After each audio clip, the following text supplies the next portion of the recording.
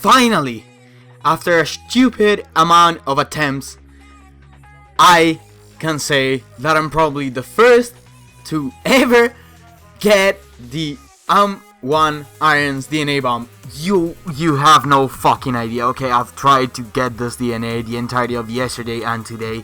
It has been a fucking nightmare on a new level. I would always die because of bullshit.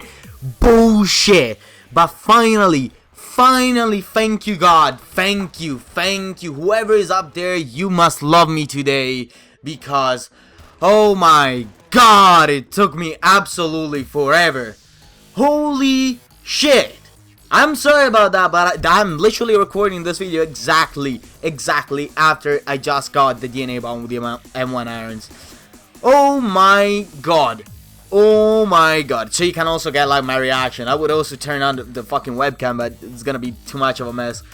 Holy shit. I'm sorry guys that I'm swearing, but seriously, I'm on a new level right now, okay?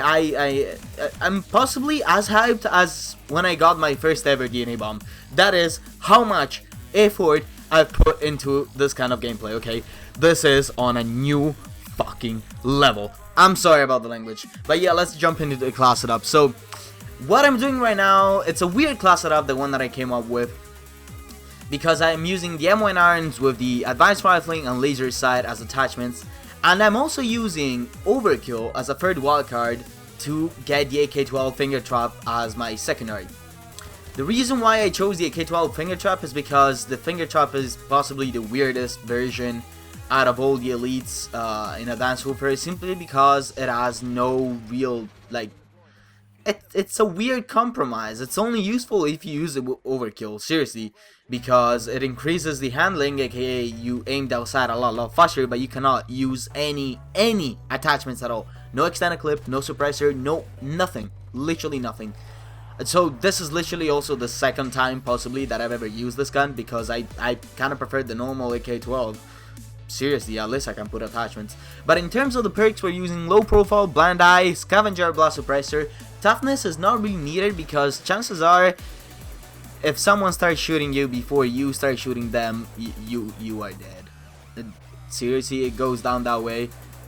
This gun, it's really like a gamble. It's more like Russian roulette. Either you hit them first and you kill them, or you hit them and you fucking run away and hope for God, for the love of God, that you're not gonna die out of the enemy. Seriously, this gun is so much of a gamble. No sights, by the way, on the M1 Irons, because I kind of prefer a lot the sights that are already built in. The iron sights are really good.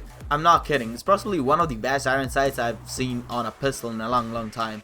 Plus the sound, I don't know, this gun, I like it a lot. I kind of fell in love.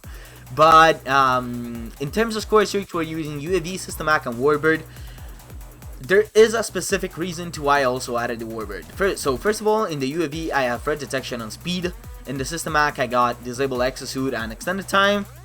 The reason why there is the Warbird with Defender on is because the only way I was able to actually get a DNA bomb with the M1 Irons is simply by keeping my distance from the enemy, which is weird considering that this gun is kind of, you know, orientated. It's a secondary, I mean, it's a pistol, so it's kind of more close quarters and in face of the enemy.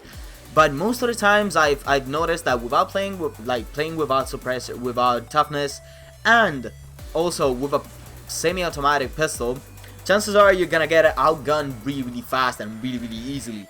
Especially because this gun, contrary to almost any other gun in Advanced Warfare, there is no aim assist on, okay? You can see that when you aim down sight, for example, the AK-12, the finger trap, and the enemy moves a little to the left or a little to the right, the aim will adjust that automatically. And on Advanced Warfare, the aim assist is much stronger than it was on like all the previous cards, simply because of the advanced movement and everybody moves so fucking fast. But yeah, so this gun is seriously difficult to use. I'm not kidding. Possibly, seriously, I've never been this hyped about a fucking DNA or a gameplay, apart from the first one, because, you know, it's kind of, I lost my DNA virginity right there. No, but seriously, it's a really fun gun. And to add upon that, I'm also using the Tiki camo, because that adds swag, if you know what I'm talking about. Yeah, we'll swaggy team. I don't know, man. I'm so happy so happy, so tremendously, stupidly happy that I've actually got this gameplay probably first than any other people in the world. I'm not kidding, or at least than any other people in the world that actually has, you know, a capture card and is gonna upload that to YouTube.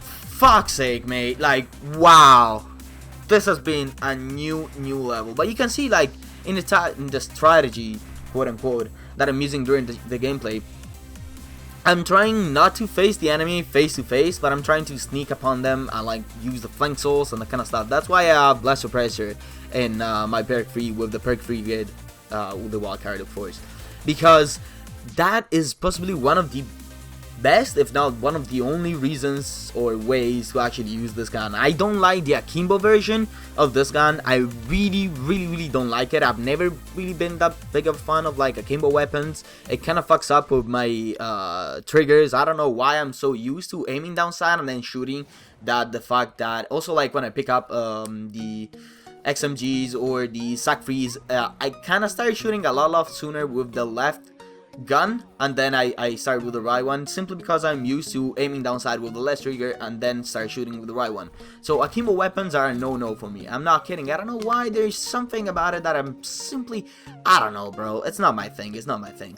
I've also tried to go for DNAs with the sack freeze. Didn't work that well. So yeah, I'm not even gonna post that DNA. It was so sweaty, bro. So sweaty. And by the way, I was sweating, and I'm sorry about the language again, my absolute ass off during this gameplay, like on a new level, because of course I was using also the warbird to cover my booty while I was going around and like trying to kill people.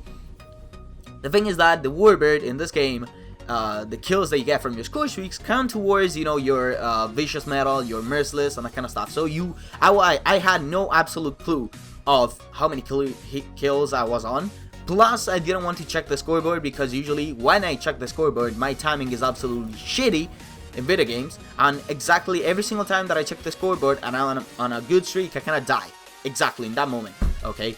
And thank God there was that one AFK guy in the enemy team. I actually picked up his iron at the beginning of the game, just because I thought, you know, I want to do this thing legit. But happily enough, I didn't get one single kill with the AK-12. I'm really satisfied with that. The only reason why there was the AK-12 was simply because with this gun you only have 6 rounds, okay? So it better go the right way or you're fucked. You're completely effed.